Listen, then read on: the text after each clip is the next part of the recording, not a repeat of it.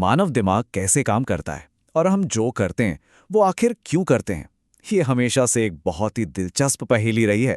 आज की इस चर्चा में हम सीधे मानव व्यवहार की मनोवैज्ञानिक नींव में गोता लगाने वाले हैं।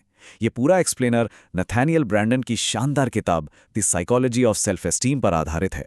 तो चलिए बिना किसी देरी के शुरू करते हैं। शुरुआत इस बहुत ही गहरे सवाल से करते हैं। क्या इंसान बस बायोलॉजिकल रोबोट है? क्या हम सिर्फ अपनी अंधी प्रवृत्तियों या पर्यावरण की प्रोग्रामिंग के मोहताज हैं?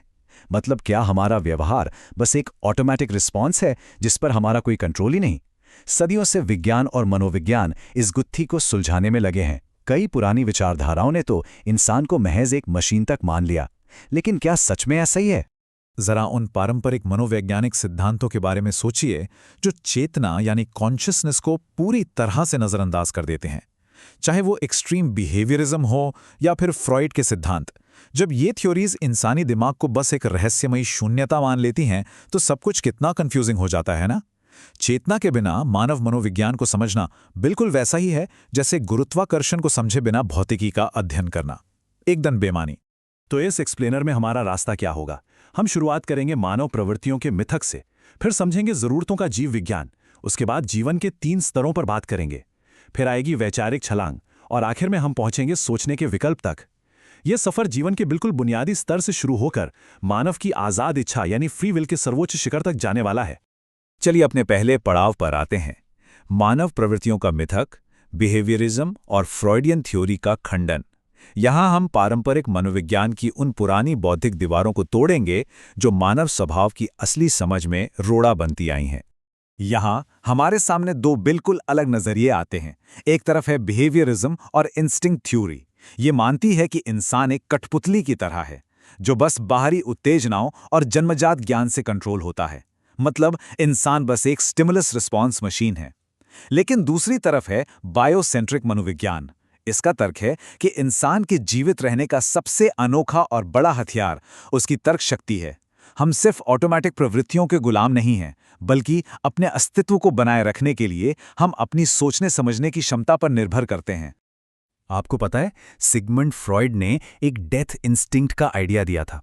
उनका मानना था कि इंसान के अंदर खुद को खत्म करने की एक जन्मजात जैविक इच्छा होती है।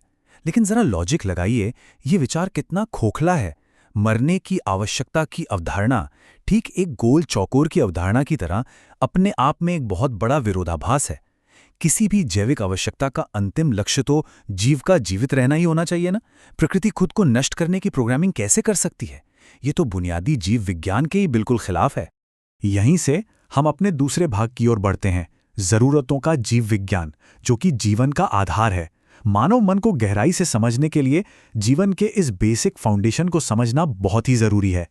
तो असल में यह आवश्यकता या नीड क्या होती है? सीधे शब्दों में कहें तो ये किसी भी जीव के जीवित रहने और उसकी भलाई के लिए एक अनिवार्य शर्त है। अगर ये वास्तविक जरूरतें पूरी न हो तो नतीजा क्या होगा? दर्द, कमजोरी या फिर मौत। देखिए, जरूरतें कोई मनमानी चाहतें या शौक नहीं हैं।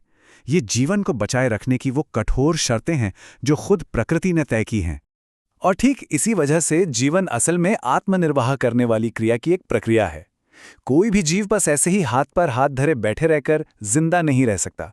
उसे अपनी जरूरतें पूरी करने के लिए अपनी क्षमताओं का लगातार इस्तेमाल करना ही पड़ता है। वो अपने पर्यावरण से चीजें लेता है और उन्हें अपने जीवित रहने के साधनों में बदलता है। यह एक नॉन स्टॉप एक्टिव प्रोसेस है।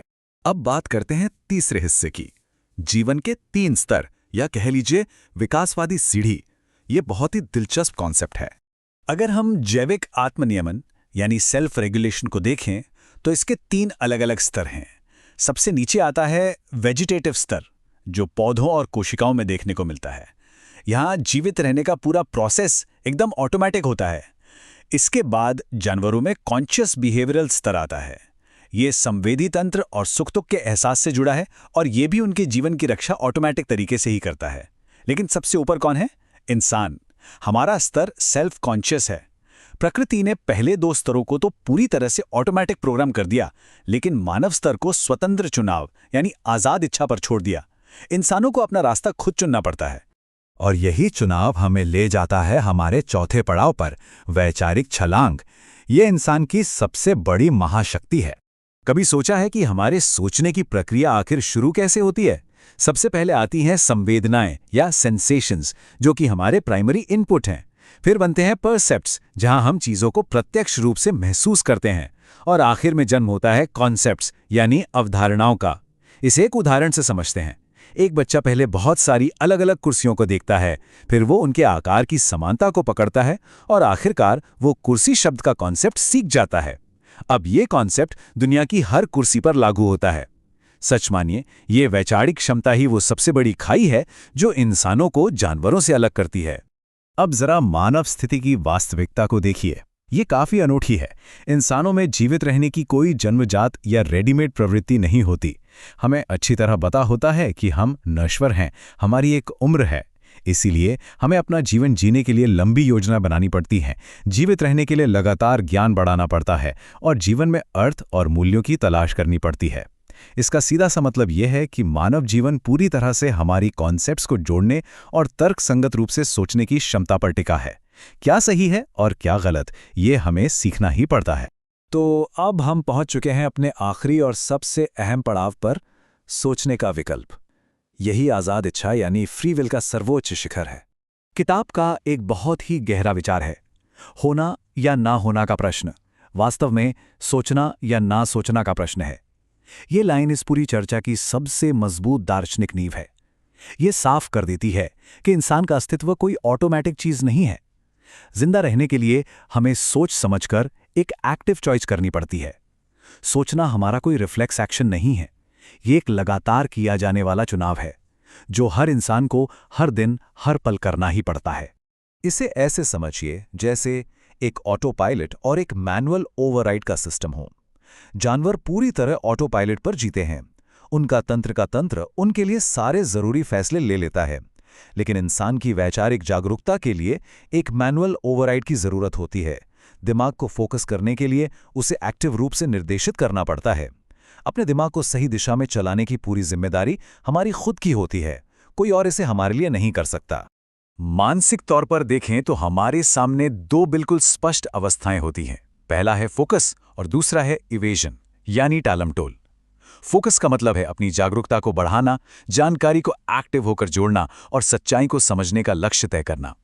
वहीं दूसरी ओर इवेजन का मतलब है अपनी जागरूकता को सिकोड़ लेना, जानबूझकर आंखें मूंद लेना और बस मानसिक भटकाव में रहना।